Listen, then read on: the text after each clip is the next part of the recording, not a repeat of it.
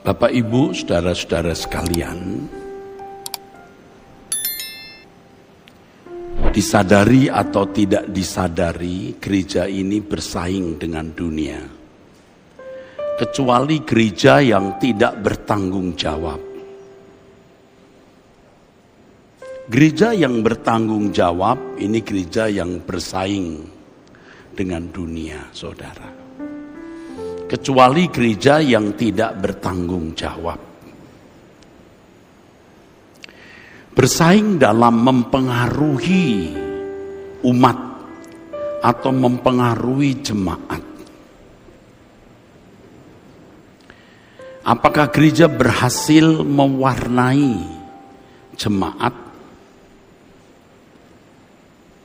Mewarnai cara berpikirnya, mewarnai gaya hidupnya, sehingga dapat dipindahkan ke dalam kerajaan terang, kerajaan Tuhan Yesus Kristus. Atau jemaat tidak berhasil diwarnai oleh gereja sehingga serupa dengan dunia ini. Dan kalau gereja serupa dengan dunia ini, itu berarti binasa. Sebab orang-orang yang terwarnai oleh dunia itu tidak melakukan kehendak Bapa, pasti melakukan kehendak dunia. Orang yang terwarnai oleh dunia itu akan berhutang kepada dunia. Tidak hidup menurut roh dan tidak merasa berhutang kepada roh untuk hidup menurut Roh Kudus, tetapi berhutang kepada dunia untuk meraih apa yang dunia sediakan. Meraih apa yang dunia sediakan, saudara.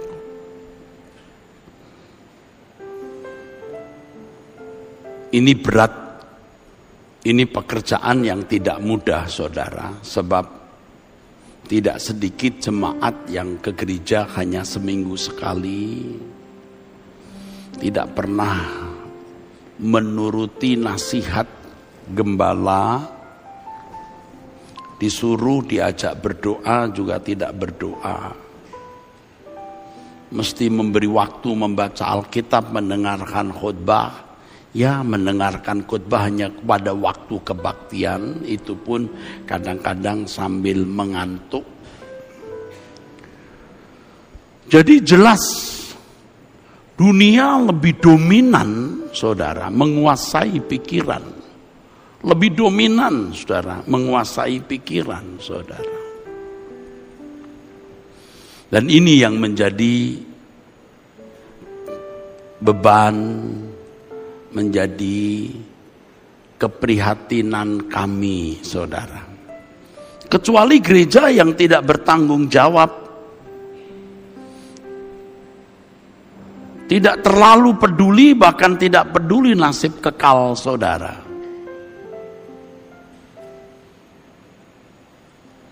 Nggak kenal ini, bukan saudara sekandung, bukan anak kandung, bukan orang tua. Tidak ada ikatan famili dalam hubungan darah.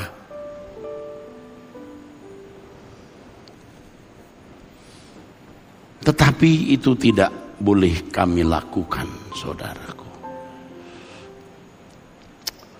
Yang kami harus lakukan adalah sungguh-sungguh memiliki beban, saudara.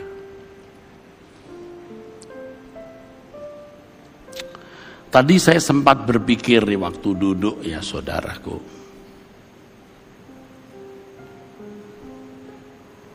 Pelayanan yang sungguh-sungguh itu tidak dapat diupahi atau diimbali dengan uang. Nggak bisa.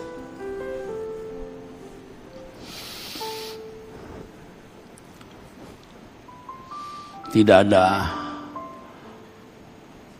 sejumlah nominal uang yang cukup untuk orang yang sungguh-sungguh melayani, mengubah pola berpikir, mengarahkan jemaat, memproyeksikan jemaat untuk kehidupan kekal. Tetapi nanti suatu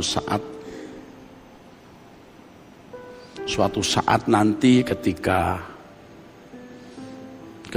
ternyata tidak ada yang dibutuhkan selain keselamatan di dalam kerajaan surga, itu baru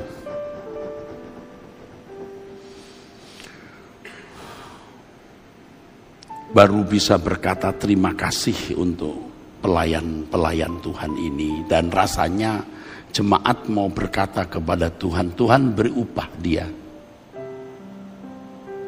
beri reward. Ucapan terima kasih kami tidak cukup untuk membalas atau membayar pengabdian pelayan-pelayan ini. Dan itu mestinya menjadi ambisi kami, ambisi kita ya hamba-hamba Tuhan. Terima kasih yang tak terkatakan, dan sampai jemaat berkata kepada Tuhan, Tuhan reward, upahi dia. Dan itu fenomena yang menjadi realita nanti di kekekalan, saudara. Hari ini banyak orang tidak merasa membutuhkan itu. Yang penting kehidupan running well. Lalu fokus hidup manusia terarah kepada banyak hal. Padahal kalau seseorang mempersoalkan hidup kekalnya, yaitu bagaimana menjadi anak-anak Allah, Allah pelihara, Allah tidak permalukan, saudaraku. 45 tahun kira-kira saya melayani pekerjaan Tuhan atau aktif di dalam pelayanan. Ya memang dulu tidak sesempurna hari ini, saudara. Tetapi saya bisa membuktikan 45 tahun yang lalu, 40 tahun yang lalu, 35 tahun yang lalu, 30 tahun yang lalu, orang-orang yang saya kenal yang setia kepada Tuhan itu tidak dipermalukan. Anak-anaknya, cucu-cucunya tidak dipermalukan, saudara. Diberkati. Dan melalui perjalanan waktu itu membuktikan bahwa Allah yang kita sembah itu hidup. Dan ini yang tidak dikenal dunia karena pola berpikir. Pola berpikir saudara itu banyak yang sudah rusak oleh dunia, terindoktrinasi oleh dunia. Indoktrinasi, dimasukkannya konsep-konsep, filosofi-filosofi dunia setiap hari, sejak kecil.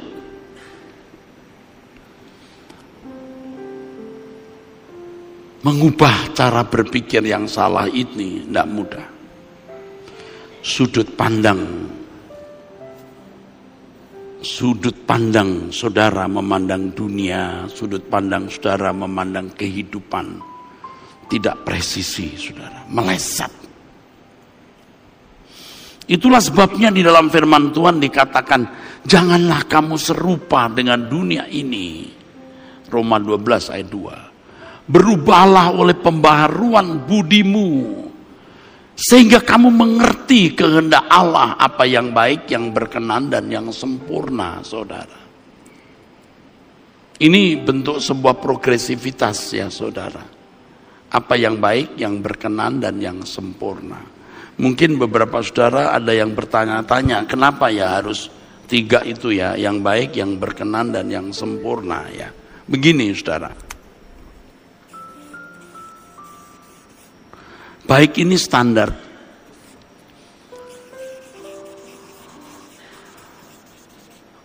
Berkenan ini nilai relatif. Ukuran relatif.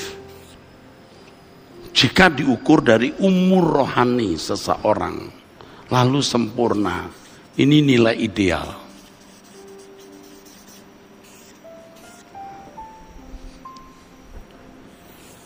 Baik ini nilai umum, apa yang dipandang baik. Nah, berkenan ini nilai relatif.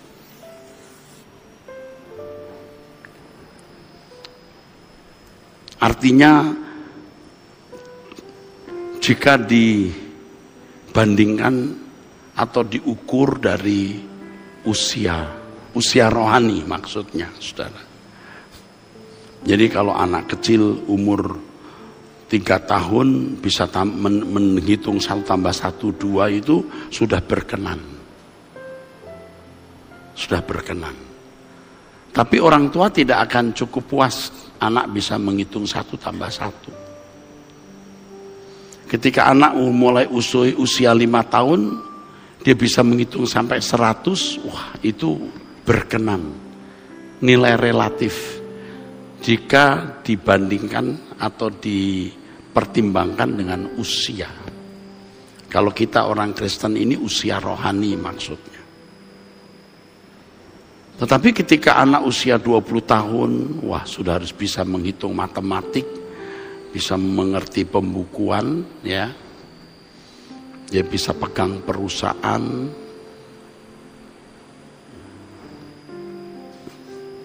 Ini nilai relatif, terus berkembang terus sampai sempurna.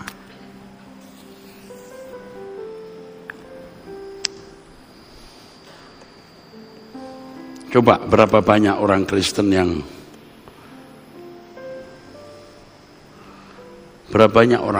yang mempersoalkan ya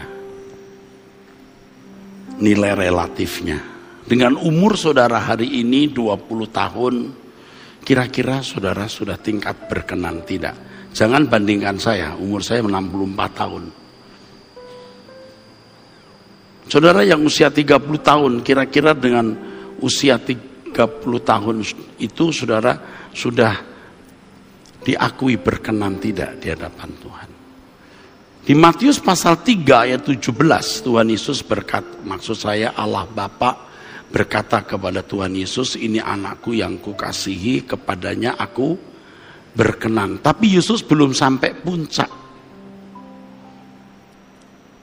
Maka dikatakan dalam Ibrani pasal 5 ayat 7 dan 9. Dibaca saja ya saudara. Saya kadang-kadang sudah anggap saudara sudah tahu ayatnya.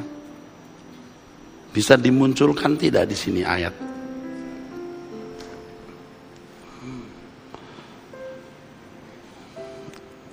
Mari kita melihat Ibrani ya saudara.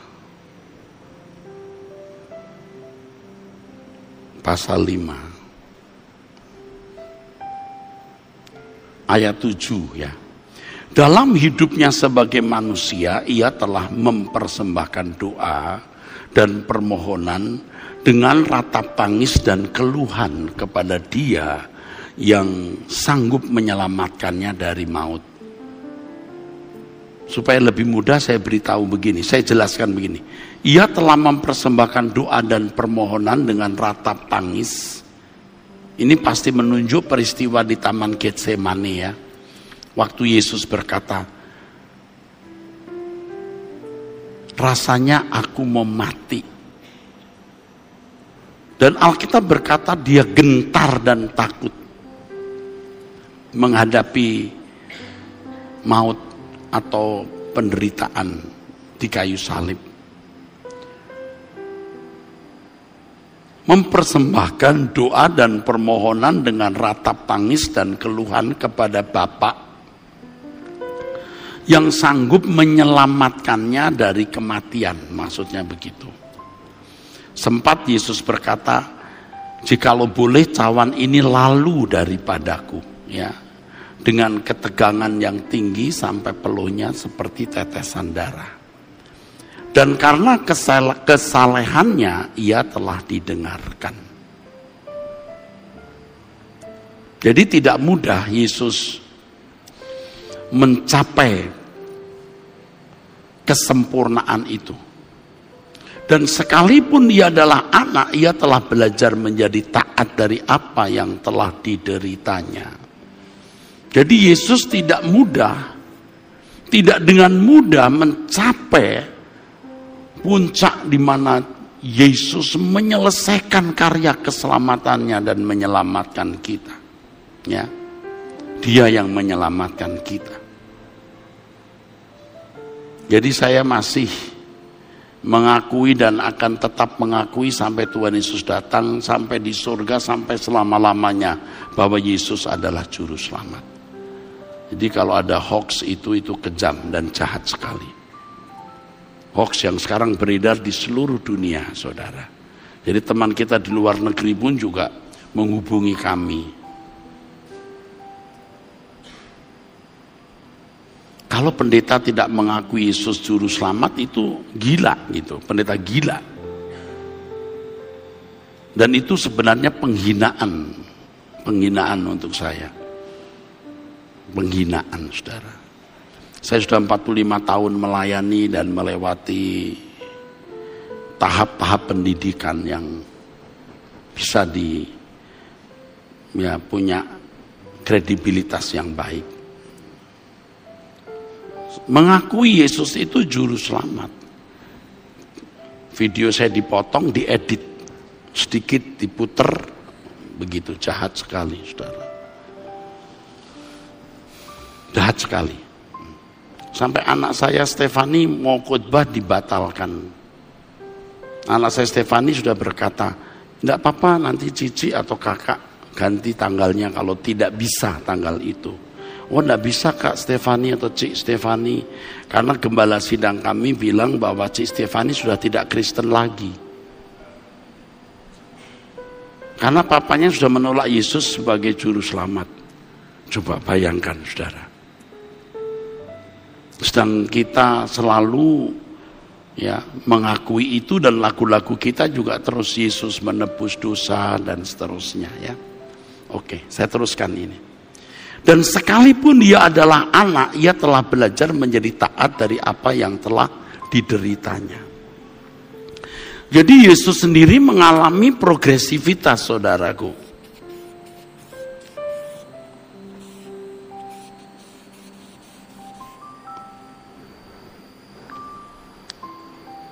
Nah, kalau sudut pandang saudara keliru dalam memandang dunia ini, saudara tidak akan memperdulikan proses pendewasaan ini. Bahkan telah disimpangkan untuk fokus pada hanya karir, hanya akumulasi harta, kehormatan, kesenangan, belum kepuasan-kepuasan daging. Yang akhirnya ketika mati, dia tidak punya apa-apa, saudaraku. Baru-baru ini saya ke Medan ya, saudara. Saya ditemani seorang pengusaha dan satu lagi pengusaha, satu Tapanuli, Pak Alen dan Pak Ahok. Ya. Waktu lewat satu jalan dia tunjuk satu seperti pabrik gitu, pabrik. Terus Pak Ahok berkata, ini kaya sekali yang punya, kaya. Dia besarkan pabriknya. Kejadian yang tidak diduga, dia naik tangga, jatuh, mati. Nggak sakit, tidak apa, habis. Pak Ahok bilang kepada saya, itu loh Pak, yang Lukas pasal 12 itu. Oh, Pak Ahok kenal ya Pak. Setiap kali ketemu saya, ini pengusaha yang juga diberkati. Setiap kali ketemu saya, tiada yang ku nanti lagi. Apapun dimanapun. Ketemu di restoran, tiada yang ku apa? Sambil nangis ya. Waktu kita di mobilnya dia, mobilnya mobil bagus sekali ya. Mobil pasti di atas 2-3 miliar ya. Kita kan nyanyi lagu rohani itu, dia nangis. Di sebelah saya dia nangis, nyanyi lagu-lagu rohani, nangis. Nah, dia merasa diubahkan Tuhan luar biasa hidupnya. Dari hidup ya gemerlap harta dengan segala kesenangannya, lalu mengenal suara kebenaran. Ya, dia cerita, ini yang punya pabrik ini belum lama. Hartanya banyak. Tidak sakit, cuma naik tangga, jatuh, lewat. Itu loh Pak, yang Lukas 12 kata beliau itu Pak. Saya tidak mengatakan salah loh berkarir, studi, bekerja, mencari nafkah. Itu harus. Tetapi apa tujuan kita melakukan segala sesuatu itu? Kalau Alkitab mengajarkan kita, saudaraku, baik kamu makan atau minum atau melakukan segala sesuatu, lakukan semua untuk kemuliaan Allah. Bagaimana bisa mengenakan pola gaya hidup seperti ini? Tidak bisa dalam satu hari saudara mendengar khutbah lalu tahu. Kebenaran itu paralel, saudara. Kebenaran dalam ilmu pengetahuan, kebenaran dalam kehidupan rohani itu paralel. Hukum aerodinamika, dari lambat sampai bisa membawa pesawat terbang, itu juga hukum rohani, tidak bisa cepat. Proses progresivitas anak dari bayi itu juga paralel dengan pertumbuhan rohani, saudara. Tidak bisa anak baru lahir 3 bulan bisa lari, tidak mungkin. Tidak ada orang tua yang ketika anaknya lahir lalu orang tuanya berkata, "Nem, tolong simpen ini di gudang." Atau "Nem, tolong kasih makan nasi padang." Baru umur 3 hari, tidak bisa.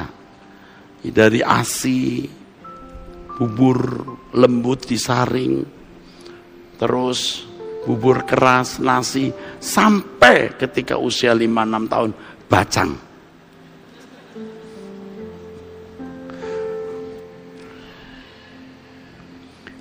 Sudut pandang saudara terhadap hidup ini apa? Itu loh saudara.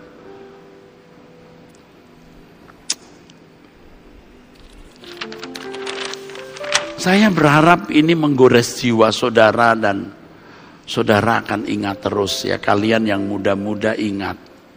Life's very short duration and life is so tragic. Hidup itu singkat dan tragis, saudaraku. Tragis. Percaya, saya sudah melihat tragisnya hidup, saudaraku. Mau sukses bagaimanapun berakhir, saudara. Saya baru melihat, baru kemarin atau tadi koran tanpa saya sengaja saya buka. Seorang bapak yang usia pas 100 tahun, itu menarik saya. 100 tahun meninggal. Wah, anak-anak, cucu, menantu sampai cicit. Wow, banyak sekali. Akhirnya selesai juga, saudara. Bukan membuat saudara memandang hidup ini pesimis dan apatis. Kita memandang hidup ini optimis. Tetapi bukan kehidupan di bumi, tapi kehidupan beyond atau after the grave. Dan kalau saudara bisa memiliki sudut pandang yang benar ini, percaya saudara bisa makan enak, tidur nyenyak. Makan apa saja asal sehat, ya. Anda punya keringanan hidup dan keriangan hidup. Terpaksa saya buat begini, saudara, supaya kelihatan panjang dan panjang ya, saudara. Betapa panjangnya kekekalan dan kita hanya punya hidup sepotong ini, saudara. 70 tahun, kalau mau 100 itu cuma segini, saudara. Ini harus berlanjut terus. Berlanjut terus. Makanya pendeta kami, kita ini harus punya sudut pandang benar, harus benar. Supaya khotbah-khotbah kita selalu memiliki base yang benar. Pikirkan perkara yang di atas, bukan yang di bumi. Bukan orang-orang yang gagal hidup lalu pesimis, tidak. Kita orang-orang yang masih kerja, saudara, giat, aktif, saudara. Kita hidup hanya sepotong. Ini pun sebenarnya tidak mewakili kenyataan. Kalau bisa satu titik kecil, tapi Anda tidak bisa lihat nanti. Kita beri tepuk tangan untuk kebenaran ini. Ya, kalian yang muda-muda harus memiliki sudut pandang yang benar, nak. Sebab kalau tidak, pasti kalian tidak akan memberikan waktu, pikiran, memikirkan perkara rohani. Investasimu hanya untuk hal-hal fana, yang ketika mati tidak bisa bawa apa-apa. Tadi ilustrasi seorang kaya yang naik tangga jatuh, ya, tidak sakit, tidak apa, meninggal dunia, tidak bawa apa-apa. Saya tidak mengajak saudara atau kalian yang muda-muda jadi tidak punya etos kerja yang baik, malas. Oh enggak, justru pilar pengajaran GSKI yang ketiga itu hidup bertanggung jawab, kerja keras. Ini STT Ekumene ini tahun ini sudah mulai kita membuka di Medan, Pak. Di Medan saya sudah ketemu orang-orang yang bisa mengajari hidroponik, ahli memang bidang itu. Kalau di sini kita sudah mulai buka bengkel nanti. Jadi yang bisa bikin bengkel hidroponik, anak-anak perempuan bisa rambut harus punya, supaya kalau pelayanan nggak menanti, nggak nunggu gaji dari gereja. Serius saudara, serius. Istri saya punya semacam farm gitu, 6 hektar di Cibinong. Ada hidroponik, ada nila, ada lele, macam-macam. Hidroponik terutama, ya saya nggak tahu itu. Di sana ada seorang insinyur yang menjadi pimpinannya. Itu rumah-rumah hidroponik ya banyak ya. Nah mahasiswa itu kita kirim di situ 40 orang. Istri saya sampai bangun asrama untuk mahasiswa yang belajar hidroponik atau belajar tanaman, supaya nanti kalau dikirim ke daerah bisa survive mandiri. Nah ini maksud saya untuk menunjukkan bahwa kita bukan pendeta yang hanya berdoa minta kolekte hidup. Kita orang-orang yang kerja keras ya, anak-anak muda ya. Kalian harus berpotensi, mandiri, produktif. Juga mumpung muda punya produktivitas yang tinggi. Tapi apa landasan kita melakukan semua itu? Yang kalau disingkat mestinya hidup bagi Tuhan, saudara. Nah, cara pandang yang salah yang mewarnai pikiran seseorang itu mengarahkan orang kepada kehidupan yang terpisah dari Allah. Dan itu mengerikan sekali. Manusia ini sombong. Tuhan boleh ada, boleh tidak ada. Mulut percaya Tuhan tetapi tidak berurusan, tidak berinteraksi dengan Tuhan. Sehingga kalau kalian yang muda-muda sejak sekarang ini, semenjak muda, tidak sungguh-sungguh berinteraksi dengan Tuhan, dunia mewarnai hidupmu, sampai engkau tidak punya ruangan untuk Tuhan, engkau tidak akan sanggup lagi mengubah cara berpikirmu. Sudah rusak. Kembali soal paralel tadi. Kalau dari kecil anak dididik salah, melewati usia remaja pendidikan salah, masuk pemuda masih didik salah, dewasa muda sudah susah. Sama give up kita. Udah enggak bisa. Udah hands up, udah enggak bisa. Jadi tidak boleh menunda pertobatan, itu tidak boleh. Apalagi Bapak Ibu yang sudah berusia. Tidak boleh nunggu nantilah bagaimana. Enggak, saat ini, sekarang ini. Dan bagi Bapak Ibu yang telah melewati tahun-tahun panjang diwarnai dunia, itu harus benar-benar mengalami kelahiran baru. Ingat di Yohanes pasal 3, Yesus bertemu dengan seorang yang bernama Nikodemus. Nikodemus ini seorang tokoh agama Yahudi yang juga kemungkinan besar dan bisa dipastikan dia anggota Sanhedrin. Ya, mahkamah tinggi orang-orang Yahudi ya, yang memutuskan kebijakan-kebijakan dalam aktivitas beragama. Nikodemus menemui Yesus pada malam hari karena dia tidak mau dilihat orang. Ini munafik, saudara, ini munafik. Beda ya dengan Paulus yang tadinya namanya Saulus, yang nyata-nyata melawan Yesus dan kekristenan karena merasa kekristenan itu mengganggu Yahweh Allah Israel. Makanya Tuhan temui Saulus dalam perjalanan ke kota Damsyik dan Saulus bertobat. Beda dengan Nikodemus, dalam tanda kutip ada unsur munafik. Dia tahu bahwa Yesus datang dari Allah. Tuhan dari Allah. Kalau bukan dari Allah, tidak mungkin Tuhan bisa melakukan hal ini. Tapi dia tidak mau percaya, saudara.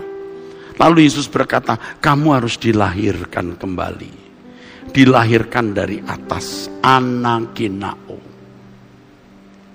Kamu harus dilahirkan dari atas, anakinao.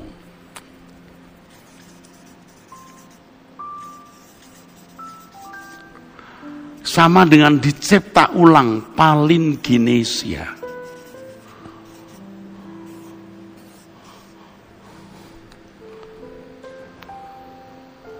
Tetapi kepada Petrus dan lain-lain, Yesus tidak pernah berkata, kamu harus dilahirkan baru. Loh, apakah tidak perlu lahir baru mereka yang lain?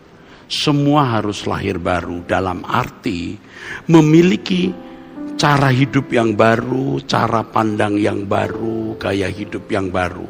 Nah, kalau untuk Nikodemus ini sulit Bapak Ibu. Dia sudah ada dalam kungkungan teologi Yudaism, teologi orang-orang Yahudi, dengan pola keagamaan orang Yahudi yang sudah begitu ketat, ya, fanatik, harus diubah, ya, harus mengalami kelahiran baru. Nah, kelahiran baru itu bukan proses 1 hari, 1 bulan, 1 tahun, saudara. Kalau dulu pengertian kita, pengertian saya, mungkin juga sebagian saudara, KKR, maju ke depan, terima Yesus, lalu lahir baru. Itu salah. Kalau sampai mengambil istilah kelahiran, berarti ini sebuah proses.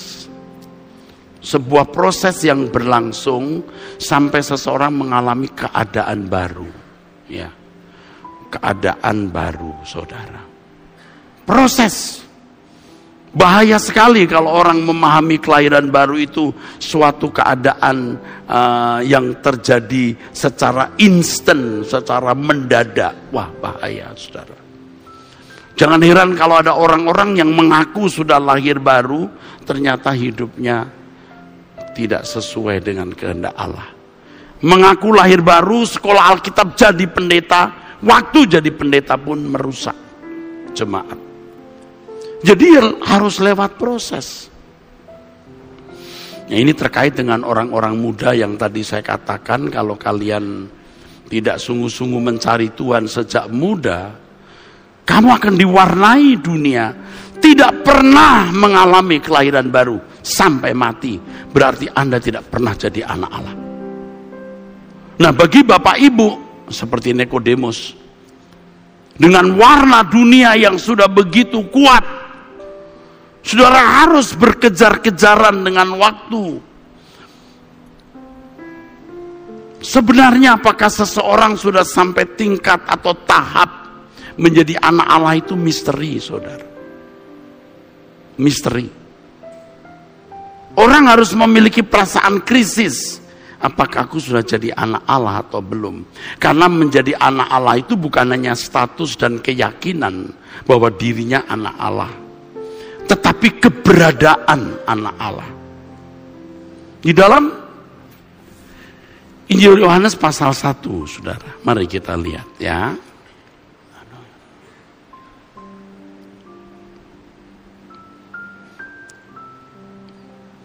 Saudara masih bersama saya? Amin. Masih bersama saya?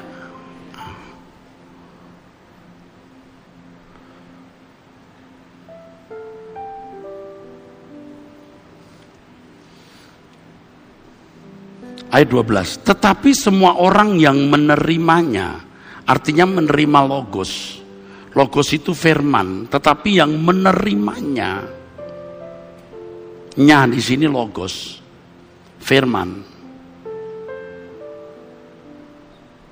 Diberi kuasa supaya menjadi anak-anak Allah, diberi hak. Dalam bahasa aslinya exousia, hak. Supaya menjadi anak-anak Allah, yaitu mereka yang percaya dalam namanya ya. Tentu melalui Tuhan Yesus Kristus. Tuhan Yesus mengajarkan firman, karena dia juga melakukan atau mengenakan firman itu dan mengajarkannya.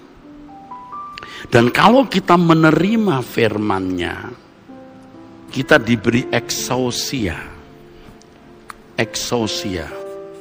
Exousia. Hak.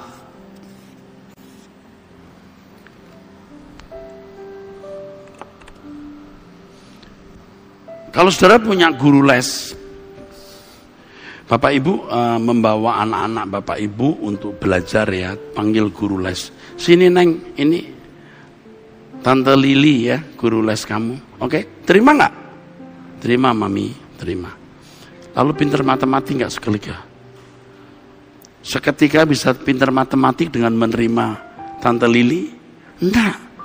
Tiap kali ketemu belajar, tiap kali ketemu menerima apa yang diajarkan, baru pintar. Paham? Menerima Yesus itu bukan Yesus Tuhan dan Juru Selamatku. Nah, terima Yesus. Terima firman-Nya. Maka Tuhan berkata, ajar mereka melakukan segala sesuatu yang kuperintahkan. Menerima firman-Nya. Ilustrasi Tante Lili tadi itu luar biasa ya. Nah, banyak orang Kristen, terutama Kristen seperti saya dan Pak Jones yang dari kecil Kristen, sudah menerima Yesus dari anak-anak, sudah selamat. Apalagi sudah katekisasi, bukan tidak boleh katekisasi, bagus. Tetapi harus menerima firman. Dan menerimanya bukan 1 tahun katekisasi atau pembinaan baptisan air 3 bulan. Harus terus menerus supaya kehidupan anak Allah di dalam diri kita itu tumbuh. Kalau saya gambarkan begini, dan ini tidak salah. Ada benih setan di dalam diri kita, juga benih Tuhan.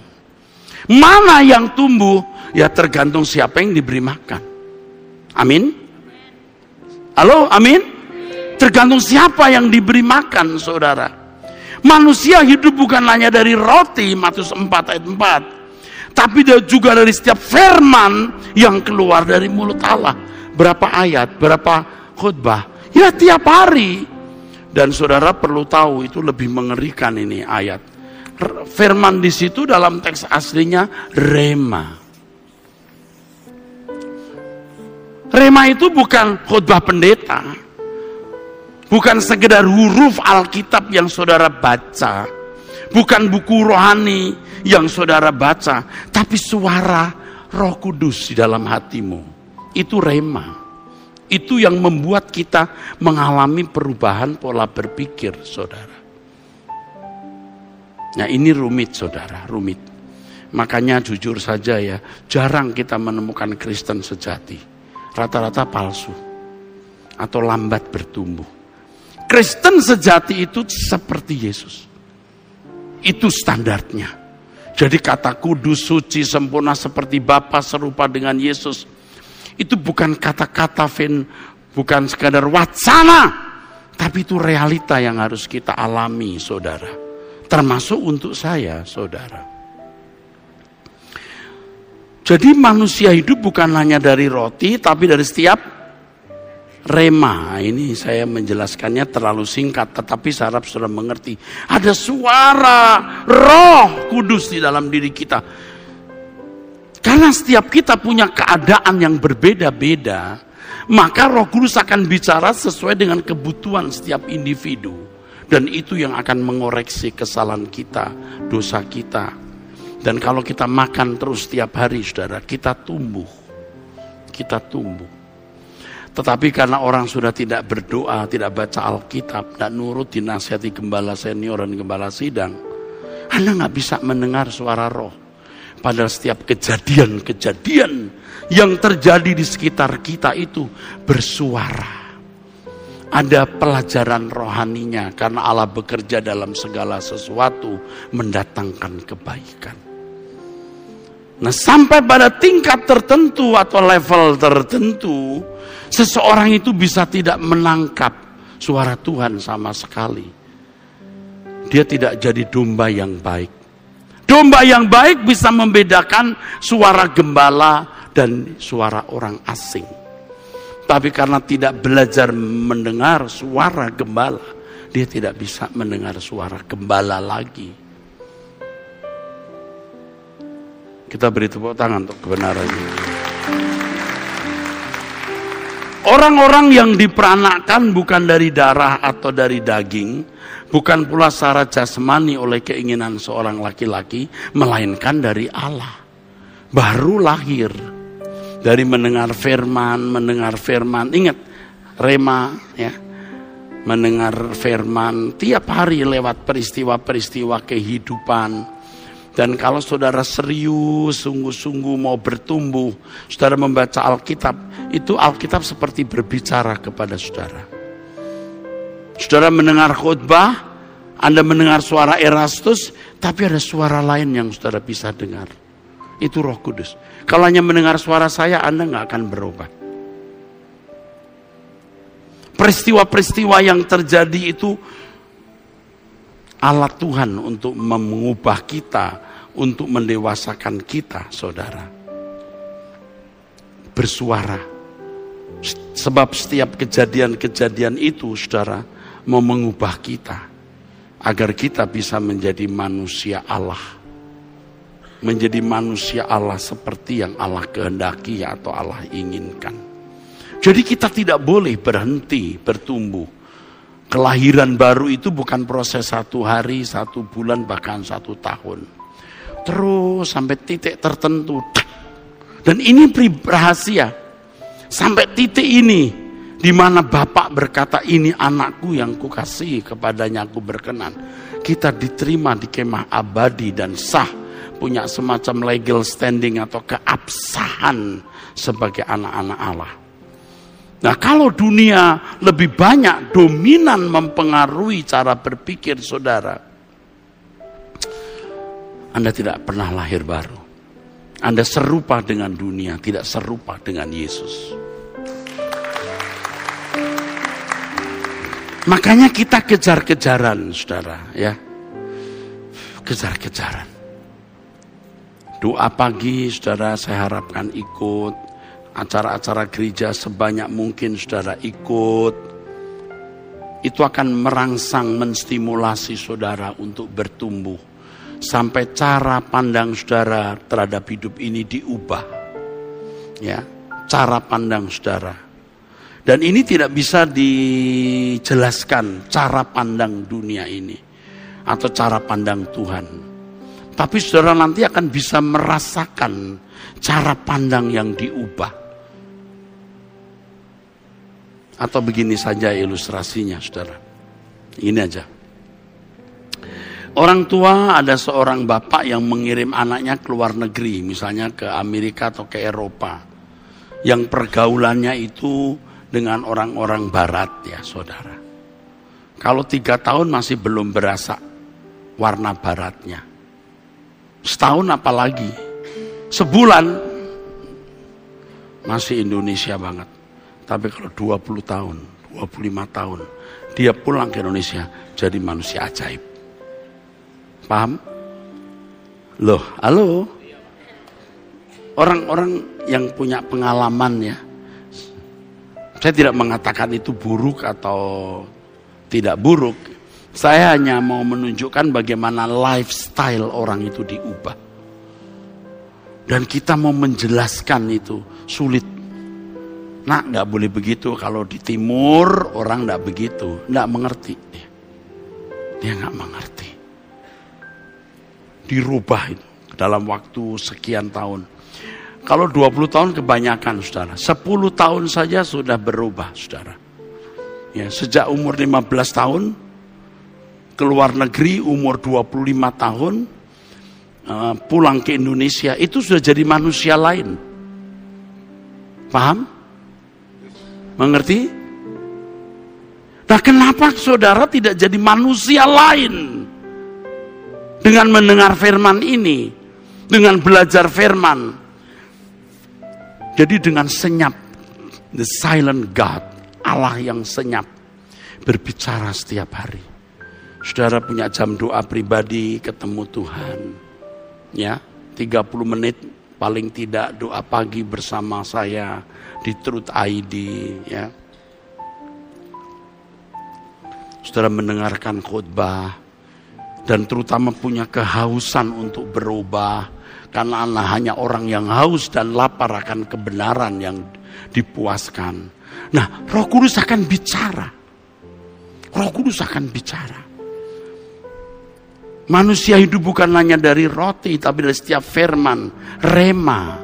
Itu bukan hanya perkataan pendeta, itu bukan khotbah pendeta atau buku rohani yang saudara baca atau Alkitab yang saudara baca. Itu suara Tuhan. Sehari, 2 hari, seminggu, 2 minggu, sebulan, 2 bulan, setahun, 2 tahun, 3 tahun, Anda jadi manusia yang berbeda dengan dunia. Saya hanya memberikan brief. 1 jam memberikan brief, penjelasan singkat, tetapi yang dominan akan mengubah hidup saudara itu firman, rema. Dan itu tidak ternilai harganya. Allah semesta alam yang maha kudus berkenan mendiami tubuh kita. Kalau mendiami tubuh kita bait Roh Kudus, dia ada di dalam, dia pasti aktif bersuara, aktif berbicara. Terima kasih. Ini luar biasa. Banyak orang tidak mengalami, tidak punya kehausan akan Allah. Gimana Pak cara punya kehausan? Maksa. Doa maksa, baca Alkitab maksa. Aku mau berubah, maksa diri dulu. Dulu saya tidak suka kepiting, saya tidak bisa makan kepiting. Saya bau aja. Kalau ada fuyung hai, ada kepitingnya, enggak hai. Tapi istri saya ini dari Bangka, saudara. Bukan tua Bangka ya, dari Pulau Bangka maksudnya, di belakang sana. Istri saya itu maunya seafood. Jadi makan kepiting. Jadi mau tidak mau saya juga mencoba. Lalu suka makan kerang waktu itu. Padahal waktu kecil, saya punya rumah itu halamannya luas, banyak bekicot. Dulu kamar mandi kan di luar rumah tuh. Samping rumah gitu ya. Zaman-zaman dulu ya saudara. Itu belakang temboknya suka ada bekicot. Jadi lihat bekicot tuh jijik banget saudara. Nah sekarang lihat kerang dicungkil dimakan. Ingat saya ke bekicot. Dan dia maunya makan kepiting begitu. Yang model begitu. Kerang. Ya tapi demi keselamatan kita bersama. Kerukunan kau dan aku. Ya sambat juga. Akhirnya bisa juga saudara. Akhirnya hari ini jangan kirim kepiting ke rumah saya. Darah tinggi. Tapi saya sudah bisa makan kepiting, ya begitu. Dipaksa, bisa, paksa. Sampai saudara memiliki tes cita rasa. Orang tidak pernah ke gereja dan mulai tidak ke gereja, malas ke gereja. Kalaupun pacarnya Kristen karena pacarnya berkata ke gereja, iya. Tapi sampai di gereja dia merasa seperti dalam penjara. Lalu pacarnya yang perempuan bilang, "Mami, dia sudah mau ke gereja loh." Jangan percaya. Sampai dia harus punya taste cita rasa rohani. Amin.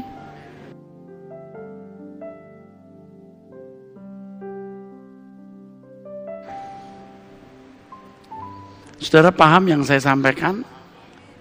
Haleluya. Ayo kita berubah. Kita berkejar-kejaran dengan waktu. Dan saudara melihat saya serius ini, bukan pura-pura. Memikirkan bagaimana jemaat berubah. Kalau ibarat sales yang tadi saya katakan minggu-minggu lalu, saya terus membujuk saudara supaya membeli barang yang saya tawarkan. Jualan motor satu dapat insentif 5 juta atau 2 juta atau 200 ribu ya, 300 ribu lah, 500 ribu kira-kira.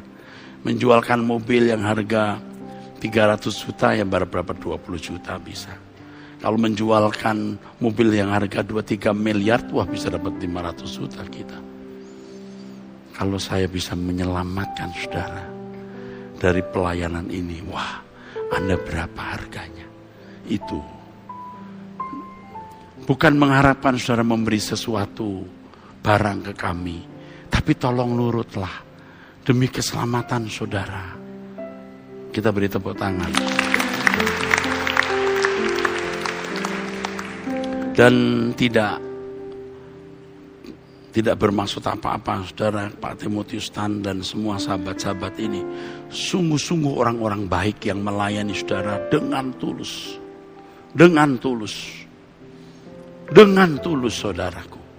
Jadi saudara diharapkan punya geliat untuk merubah rutinitas hidupmu. Geliat untuk merubah rutinitas hidup saudara. Jangan saudara binasa, ya. Jangan sampai saudara tidak dikenal Tuhan. Mengerikan saudara, terbuang dari hadirat Allah selama-lamanya, itu mengerikan. Tolong diingat yang muda-muda ya, lingkunganmu tuh rusak nak. Mereka tidak pernah memiliki proyeksi kekekalan. Mereka hanya mikir yang di sini, tapi nggak melihat yang di depan. Oleh sebab itu orang tua harus punya proyeksi yang jelas. Supaya Bapak Ibu bisa mewarnai anak-anak saudara. Nah kalau Bapak Ibu sendiri tidak rohani, bagaimana anak-anak menjadi rohani?